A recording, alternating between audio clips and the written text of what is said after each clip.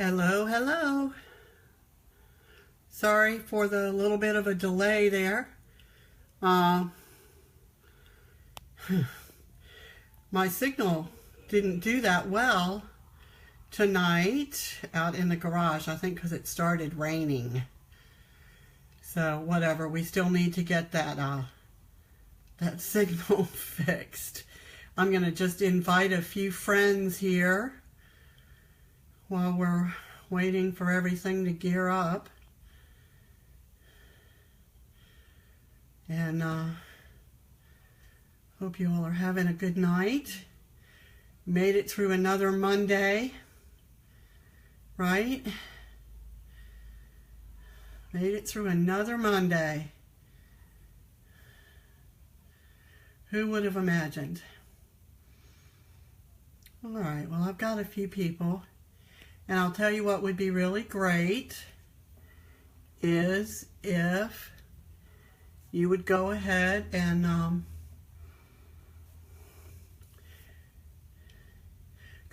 share this with anybody that you think might find it valuable. And I love to see reactions. I love comments. I was commenting in one of the private groups tonight that tonight I was hoping it was going to be really interactive. I'm going to flip it around so nobody gets scared. Hello. Hello. Yeah, that's quite a contrast. So I really would love to have you all chime in, because this is a topic, you know, it's been in current events, not so current events. I guess it's an argument, story as old as time, as they say, about, you know, balance, and that women's lib was supposed to mean that, you know, you can have it all. You can work and be a mom and a wife and volunteer at church and, you know, do everything and do it all great. Be a role model for everyone. So, and then the newer arguments are, you know, lean in. I'm going to talk about that in a little bit. So there are a lot of different philosophies of life on that. So it'll be interesting to, you know, to see what everybody thinks. And like I said, feel free to share this if you can think of anyone. Hi, Barbara. Hi, Cynthia. Rosemary, thanks for hopping on. Hi, Jim. I don't know who else is on here. I appreciate y'all tuning in. So like I said, please feel free to comment. I'd like to have a little interaction going on this because it's a topic that is, you know, can be hotly debated. First of all, the title, you know, the myth of balance. I really believe that is a myth. I was never able to have it. Hi, Amber. To have balance all the time in my life. There were days, I guess, there were periods of time that I felt like my life was balanced, but I had to work really hard at it, and even then it still wasn't the kind of balance necessarily that I wanted. So anyway, so, you know, and it's hard. We can't have that balance so often because we have so many roles that we play. Hi, my dear. Thank you. Oh, everybody's hopping on. Thank you.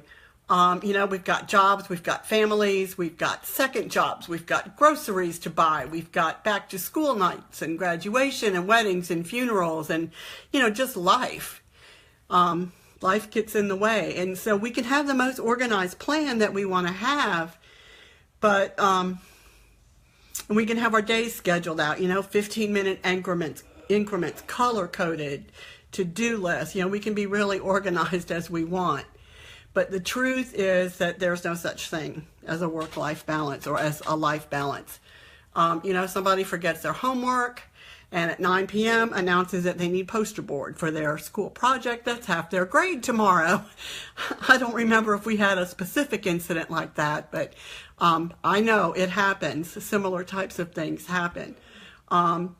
Or, you know, a young child wakes up with a runny nose. They can't go to daycare, so parents have to tag team who's going to stay home. How are you going to split your days? You know, who did it last time? Whatever. It's always that challenge. Or, you know, you have an all-consuming job, and hey, Deidre, and, you know, a project that you're working on ends up running later, and you have to, you know, cancel your evening plans, you know, dinner date with your spouse or with a friend, or, you know, maybe there's a, you know, a child's function or something, and you have to make that decision on what you're going to do, what kind of compromise you have to make. So, you know, like I said, I think balance is really just an illusion. You know, and even still on TV today, you know, they have all these modern couples, even where you have both couples are, you know, professional couples. Yes, India, it does. It happens for sure. Where, you know, they both work and dinner's always on the table, but, you know, you never see them grocery shopping or scrubbing a bathroom. You know, I mean, let's be real. It's not that realistic. And so I think we can get, maybe sometimes we can feel bad, like we're not being the best person at balancing our lives, because look at all these people on TV, you know.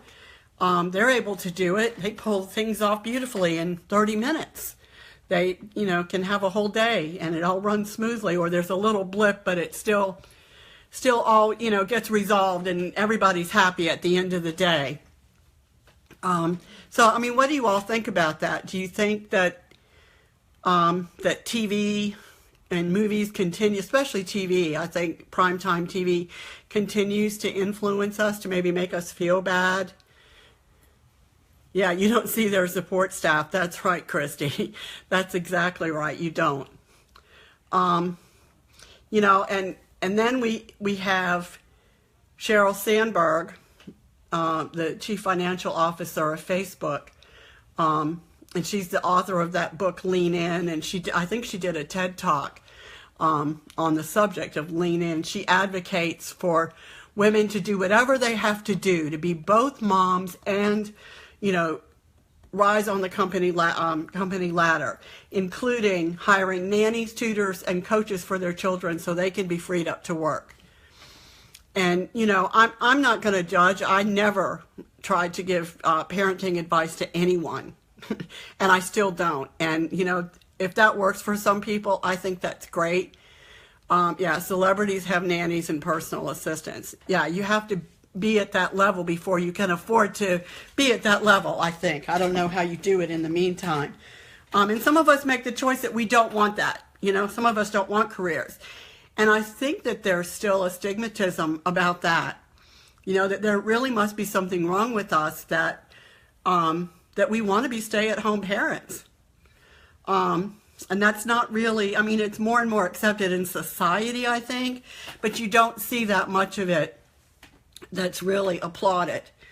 And I tried to, when my kids were young, I tried to work it out so that I could be home as much. I sold real estate. I did, you know, freelance writing that I could do from home, because it was important to me. But I also respect the people who don't have that option. There are a lot of people who don't have that option. And I think, you know, society as a whole doesn't do a very good job of acknowledging them necessarily. So kudos to you if you're one of those. And if you're a single parent, double kudos. So, you know, the other thing I think is because of technology, we have this impression that we can do so many things at once. You know, we can watch a movie and send emails. We can text at stoplights when we're driving somewhere. We can Snapchat during a meeting. And, you know, it leaves us with the impression that we're multitasking and we're getting so much done. But every study so far has shown that we're actually less effective. Hey, Chrissy, glad you could hop on. We were just talking about stay-at-home moms and how much we all applaud them. You know, so because the studies show that we really get less done, and we're not as accurate, we're not as in-depth, we're not as engaged, and we don't remember as much about the interactions later. So really, we have this false impression that we're multitasking and that we're being more productive. You know, and I think that your work and your personal life should be integrated. You know, a lot of us have a mentor, John Eric Mosler, who talks about designing a life where you can integrate the various components of your life. There shouldn't be a clean line between work and the rest of your life. Sometimes there has to be, but as much as possible, if we can be intentional and find ways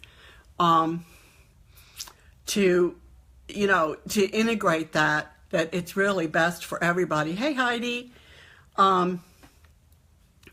So I really liked an article that I came across.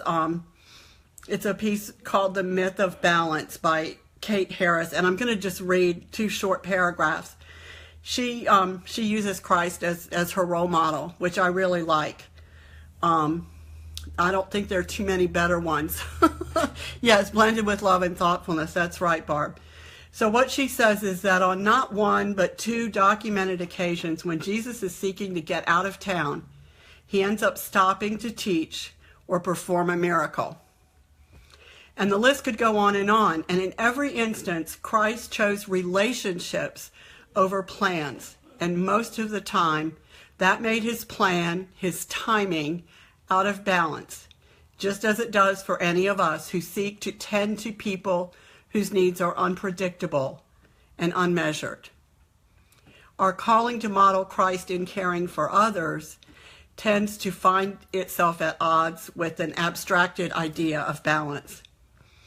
And even more, it is that while his ministry was attentive and attuned and consistent to the needs around him, in every circumstance, what we see modeled in Christ is his willingness to surrender, to give over control, to let the whole thing get a little inefficient, a little messy, a little outside the box.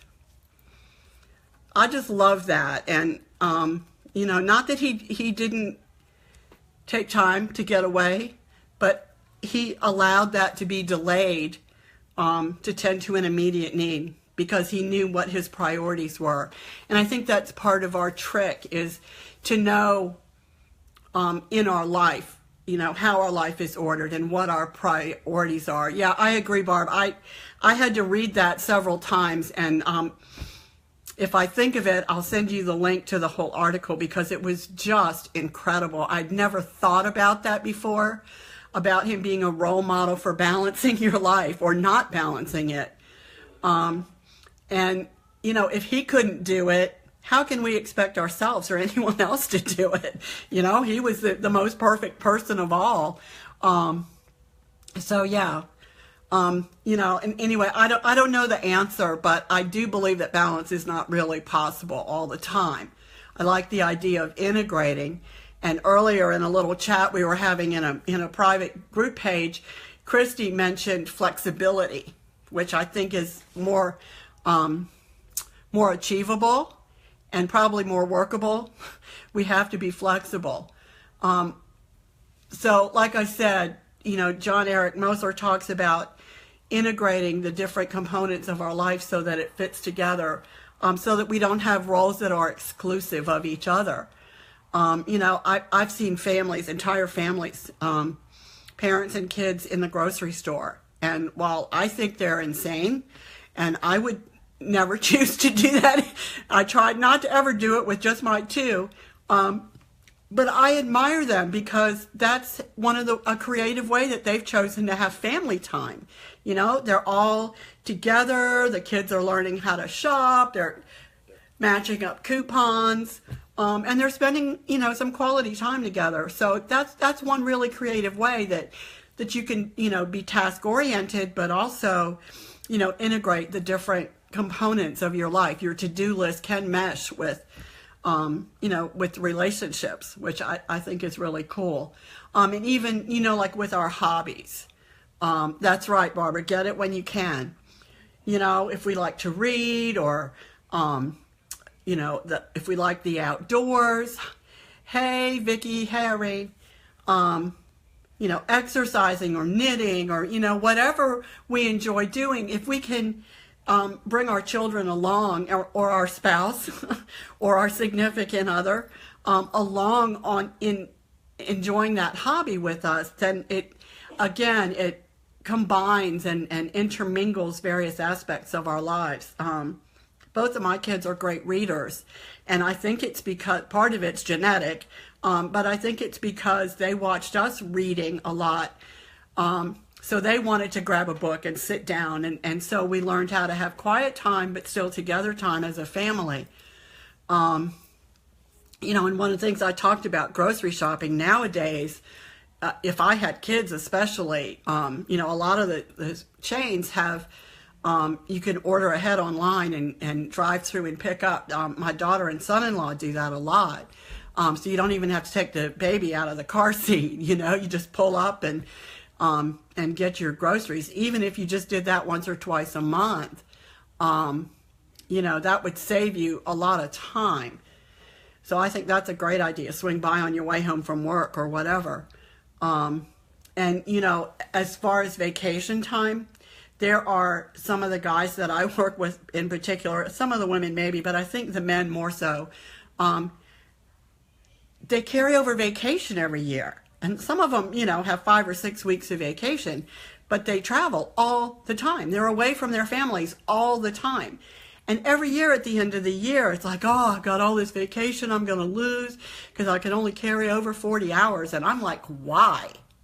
Why in the world would you not use that vacation?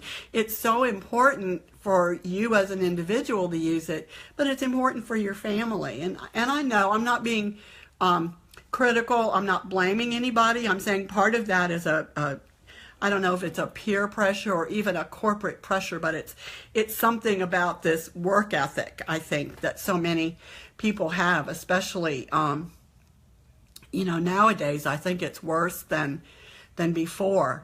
And so, my advice is take that darn vacation. You really need it, even if you just stay home. I don't have an answer about the sick kids and forgotten homework either. I mean, it happens. And I think the trick is to expect that things are going to happen. Hi, Cynthia. Yeah, adventure time is right. You're right. Plan for things to not go as planned, and then they're not a surprise, and they don't throw everything else off. And whatever balance looks like, as close to it as we can get, it looks different for each person. What I consider a balanced life, someone else is not going to necessarily consider balanced. And I think one of the important things is that we don't judge each other and condemn each other for what our lives look like. A lot of us just doing the best we can with what we've got to work with. And, I applaud anybody who gets up every morning and does what they need to do and lays their head down at night saying, I did the best I could do. I guess somebody might be home from Bible study because I hear the dogs announcing that somebody's coming in the front door.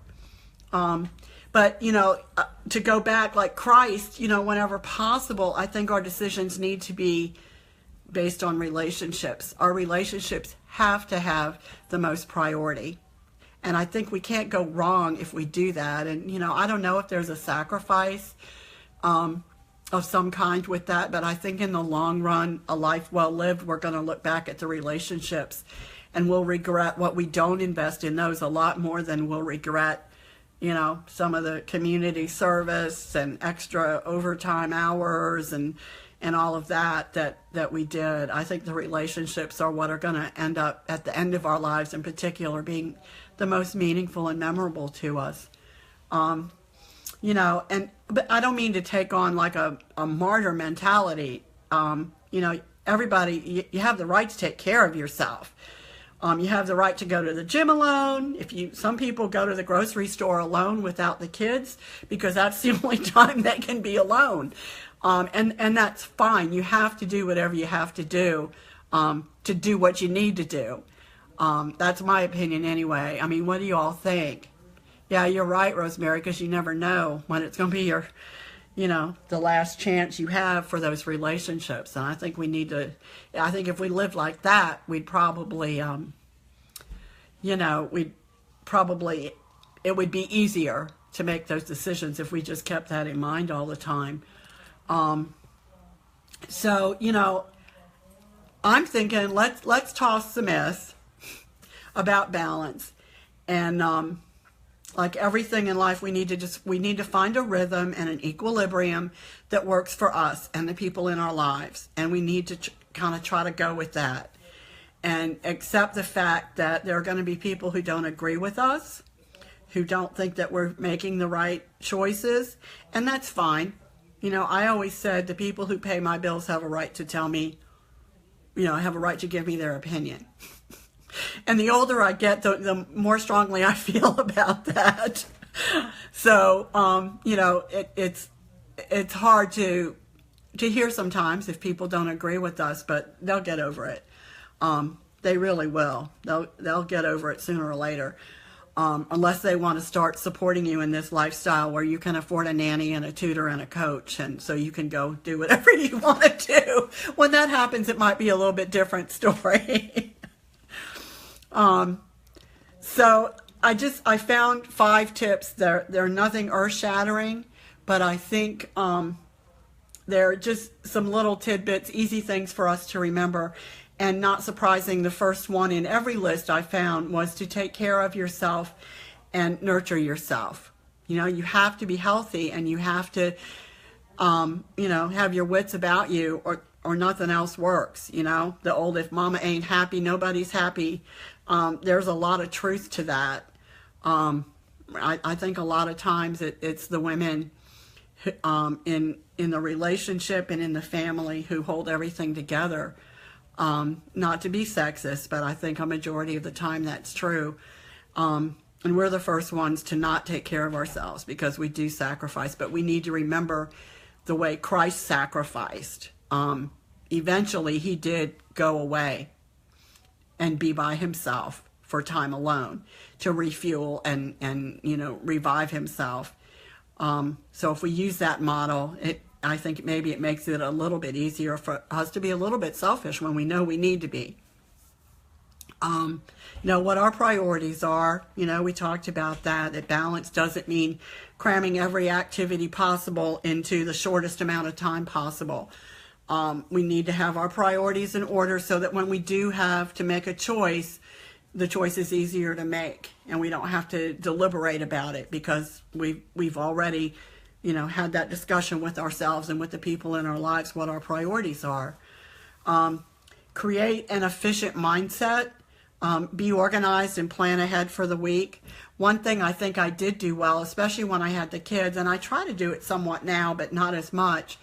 I would always try to like bag up, you know, X number of bags of chips and X number of bags of cookies, and, you know, try to do as much ahead of time to prepare for the week on the weekends so that during the week, you know, there wasn't complete bedlam all the time. Only a little bit of bedlam sometimes. And then expect the unexpected. In other words, you know, just learn to kind of go with the flow and maintain a positive mental attitude. You know, if we have our priorities in order and we know that we're doing the best we can and we have a good circle of friends and family around us who are encouraging and supporting us, then, you know, that's a pretty good situation, and I think that'll take us a long way. So that was all the wisdom I had. I'm the least likely person to talk about balance, organization, or anything else. I'm certainly not an expert, but I know just from everyone that I know that this is a topic that's always challenging. So I hope you found this time valuable, and I appreciate you taking time out of your night to pop in. You all have a good rest of the night and a great week, and I will see you next Monday.